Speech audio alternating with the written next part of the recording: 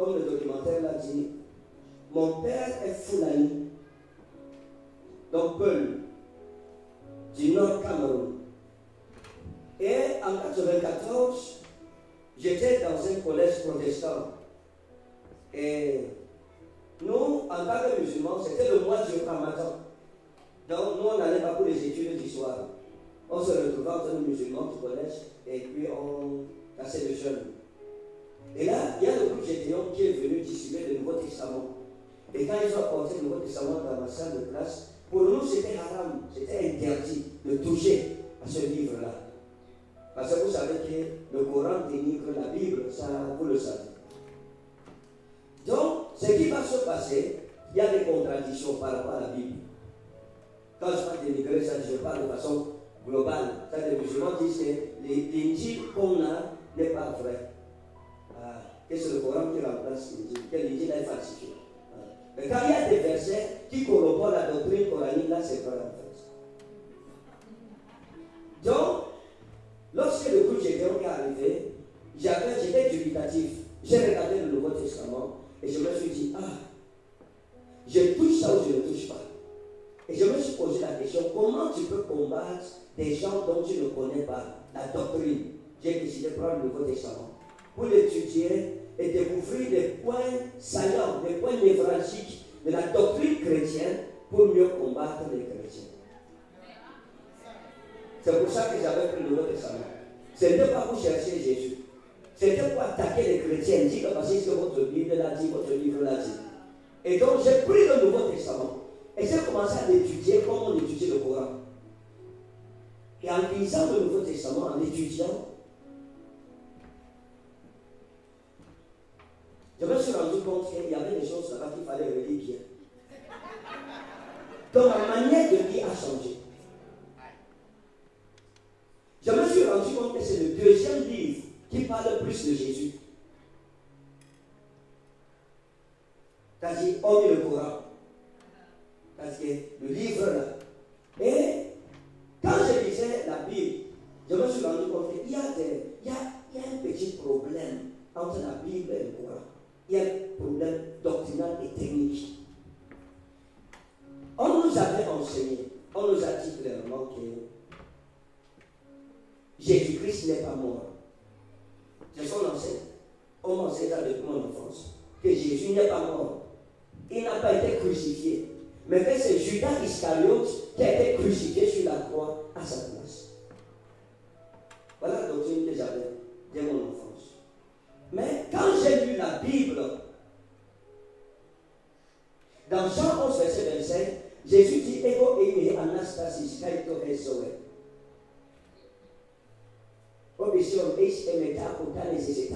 Je suis la résurrection et je suis la vie.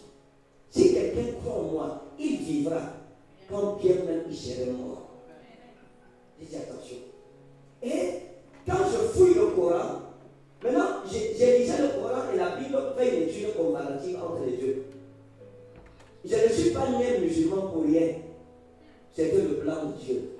Quand Dieu a sa vocation sur toi, rien n'est au hasard sur ta vie. Des échecs, des réussites, des pleurs, des joies, tout ça contribue à ta formation. Tu ne comprends pas aujourd'hui, tu vas comprendre ça après. On ne comprend pas tout maintenant. Et je suis retourné dans le Coran et j'ai lu le Coran, la sourate de Myriam, le verset 33, le ayat 33. Jésus dit là-bas dans le verset coranique, il dit Wassalamu alayya yawma wulitu wa yawma amutu wa yawma ubatu ayyan. Et le Coran dit Alika Isa nous, Mariama, quand la haki la fille yam taruna. Il dit que la paix soit sur moi le jour où je suis né, le jour où je suis mort, et le jour où je suis ressuscité vivant. J'ai dit il y a un problème technique. On m'a enseigné qu'il n'était pas ressuscité, mais le Coran dit qu'il est ressuscité dans la sourate Mariam, la 19e sourate, le ayat 33, c'est-à-dire le verset 33. Le Coran le dit. Et en arabe, on dit Ubatu ayat amutu, ça veut dire la mort clinique. Le Coran dit que Jésus-Christ est mort cliniquement prouvé et il est Ubatu ayat, c'est-à-dire ressuscité vivant. J'ai dit attention. Donc ça veut dire que le livre, c'est l'Injil a raison. L'Injil, c'est l'évangile. Donc la Bible a raison. Le Coran et la Bible parlent de la résurrection de Jésus. Le Saint-Esprit m'a dit, ok, lis encore le passage aussi. Nous, en tant que musulmans, et tous musulmans que vous allez croiser aujourd'hui, ils combattent les chrétiens en disant que les chrétiens sont des mukafiroun, des mécréants. Parce qu'ils disent que Dieu, que Jésus-Christ est le Fils de Dieu. Donc, ça veut dire que Dieu a couché avec Marie pour avoir Jésus. Voilà pourquoi les musulmans combattent les chrétiens. Et le Saint-Esprit m'a amené, il m'a dit, dans le Coran, il y a ce qu'on appelle le Tawhid. Le Tawhid, c'est le monothéisme islamique. Et le Tawhid islamique est basé sur une sourate qu'on appelle Al-Ikhlas. Et dans la sourate Al-Ikhlas, le Coran dit, Lam yalit wa lam yulad wa lam yakul lahu ahad. Dieu n'a pas engendré, il n'a pas été engendré et personne n'est comparable à lui. Et c'est sur ce verset du Coran que les musulmans se basent pour combattre les chrétiens. Or, la Bible et le Coran n'ont jamais dit que Jésus-Christ est le fils biologique de Dieu. Et je l'ai découvert dans cette saison où le Saint-Esprit m'a appelé, où j'ai pris le Nouveau Testament pour combattre les chrétiens. L'Esprit de Dieu m'a amené et j'ai ouvert le Coran dans l'histoire de Maria, dans le chapitre de Maria. J'ai vu un verset du Coran que je lisais depuis, sans comprendre. Dans ce verset, au verset 27, le chapitre 19, le Coran dit, l'ange Gabriel apparaît à Marie. Ça, c'est dans le Coran. Sourate 19, verset 27. Et l'ange Gabriel dit à Marie en arabe, il lui dit, je suis un messager de ton Seigneur pour t'annoncer que tu tomberas enceinte et tu vas enfanter un fils sans péché.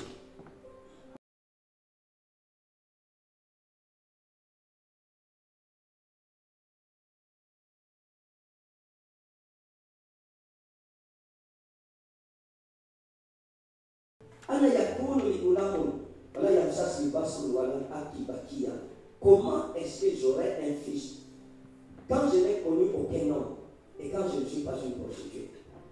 Et là, je lui dis, ainsi sera plus facile, a dit ton Seigneur.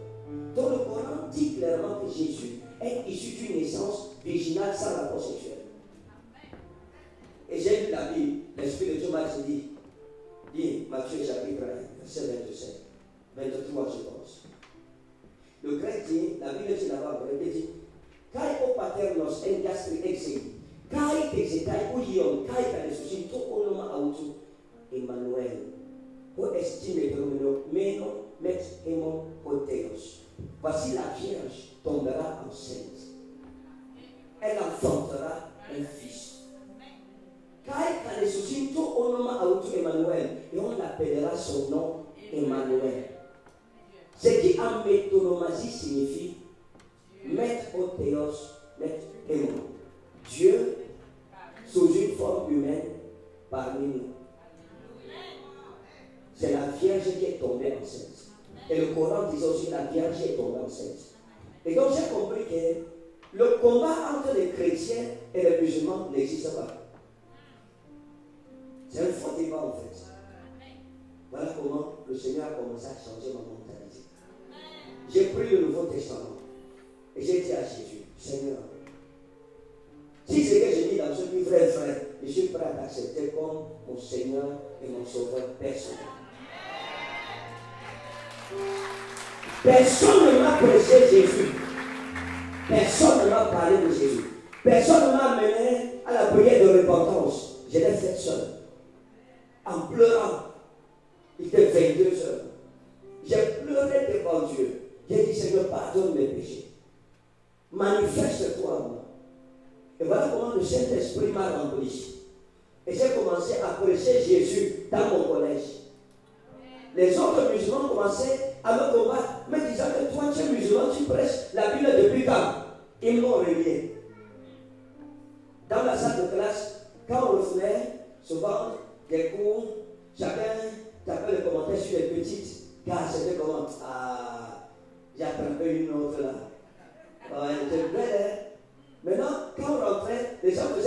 j'étais dans mon lit, je disais le Nouveau Testament.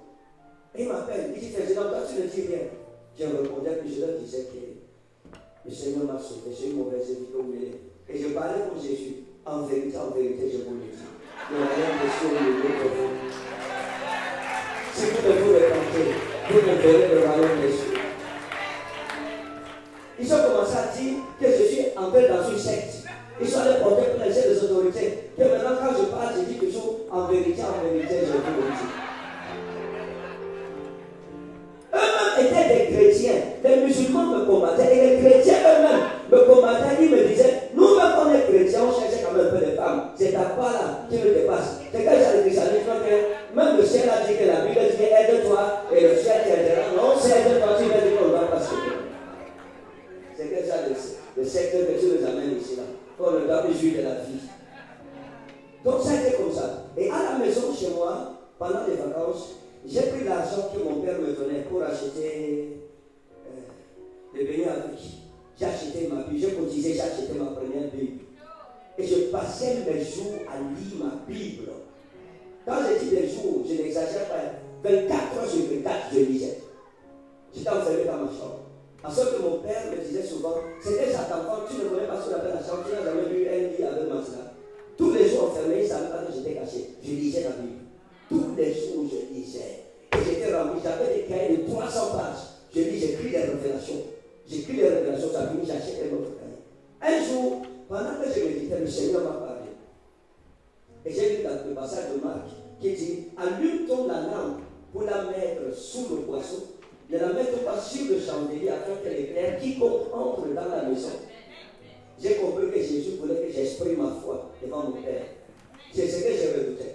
À l'époque, je priais.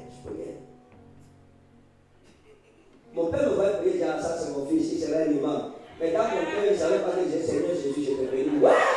Toi aussi. Comment tu as laissé quelqu'un souffrir quand on va le péché comme ça, avant de traiter et venir sortir de toi? Seigneur, je te bénis. Hein. Je faisais ça parce que j'avais peur de mon père. Mais ce jour-là, quand je suis revenu, j'ai prié, j'ai laissé ma Bible sur le lit, j'ai mis sur le matelas où je la cachais souvent. Je suis sorti. Je chantais, dis-moi qui tu es, si ce n'est pas Jésus. En guettant, c'est mon père. Dis-moi qui tu es. Oh, dès que je le vois dans le monde, je sautais les barrières pour aller à l'église. Je sautais les barrières, comme je le voisais, pour aller à l'église. Parce que je me cachais.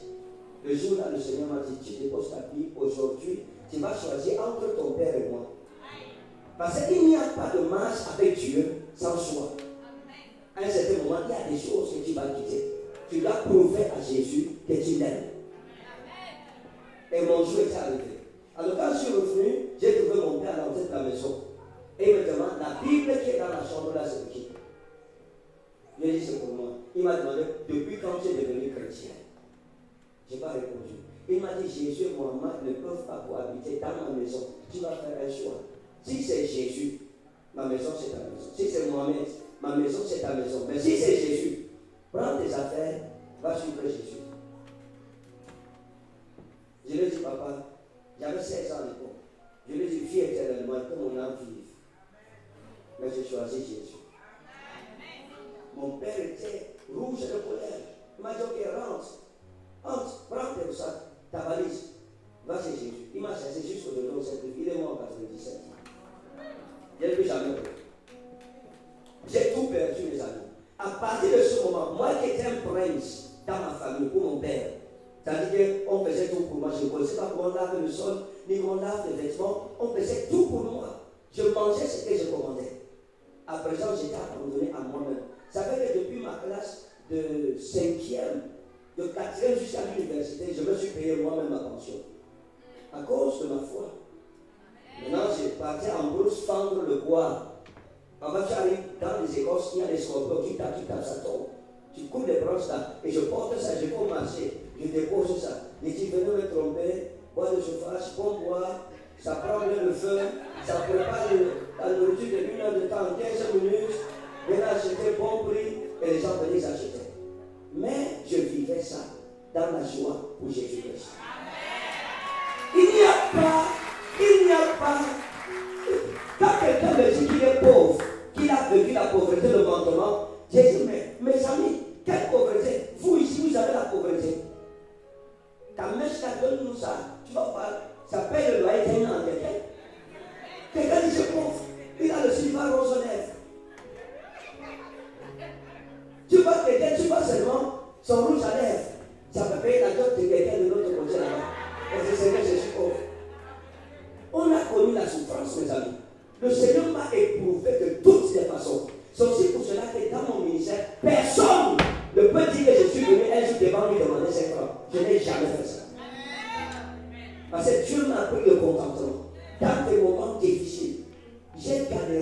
Quand je suis arrivé à Yaoundé, après mon bac en 2000, qu'est-ce qui s'est passé? Je dormais dans des stades, dans les marchés, sur les vérandas des gens dehors, mais avec Jésus. Je n'avais jamais regretté souffrir parce que j'ai choisi d'être chrétien. J'ai assumé ça. C'est pour ça que Jésus dit que si quelqu'un doit me suivre, qu'il renonce à lui-même, qu'il se charge de sa croix et qu'il me suive. J'ai enduré toutes ces choses. Mais je savais que la fidélité de l'Éternel était mon bouclier. C'était pas facile. Mais jamais je n'ai pensé que, ouais, pourquoi j'ai abandonné mon père? Si j'étais avec mon père, je serais bien. Aujourd'hui, je pense que le Seigneur nous a amenés très loin. Nous a amenés très loin, mes amis. C'est pour cela que, homme de Dieu, nous servons Christ, comme tu as dit, comme des enfants. On ne cherche pas les intérêts. On n'est pas amis avec les gens parce qu'ils ont ou parce qu'ils n'ont pas. Nous servons Christ et Christ est ressuscité. Et c'est ce qui est important pour nous. C'est ça qui est important. Donc, à partir de ce moment, le Seigneur a commencé à nous montrer sa fidélité. Étape par étape, étape par étape. Et on est arrivé à aujourd'hui. Où la fidélité du Seigneur, toutes les paroles que le Seigneur m'a révélées, la plupart est déjà comprise. Ça veut dire quoi? L'homme peut te tromper, pas Jésus. Aucun de mes amis qui est resté dans le monde ne peut se mesurer à moi aujourd'hui. Aucun. J'ai suivi Jésus, on s'est moqué de moi, mais j'ai gagné. J'ai gagné mes amis. Non, mais c'est sérieux. Non, j'ai gagné la patience dans le service. Lorsque Dieu t'appelle à son service, il va te dépouiller d'abord. Tu passes par le dépouillement d'abord. Après le dépouillement, il te rhabille. Il t'habille maintenant à sa façon. C'est pour cela que lorsque Jésus-Christ lui-même est mort dans la grotte là, quand Marie est venue, les 3 jours, quelque chose s'est passé dans la grotte. Quand Marie est venue, elle a vu Jésus dans le jardin. Elle n'a pas reconnu Jésus. Pourquoi? Parce que ses habits avaient changé. Les habits avec lesquels elle avait laissé Jésus, quand elle est venue l'enterrer, ce n'est pas les mêmes habits que Jésus avait à la résurrection. Parce que les habits de la crucifixion sont différents des habits de la résurrection. Là-bas, c'est la misère, l'autre là, c'est la gloire. Tu pries, on ne te reconnaît plus. Même ton père ne te reconnaît pas, ta propre mère ne te reconnaît pas. Parce que Dieu t'a revêtu le vêtement de gloire. Il faut être patient. Dis à ton voisin, il faut être patient. Avec Dieu, il faut être patient.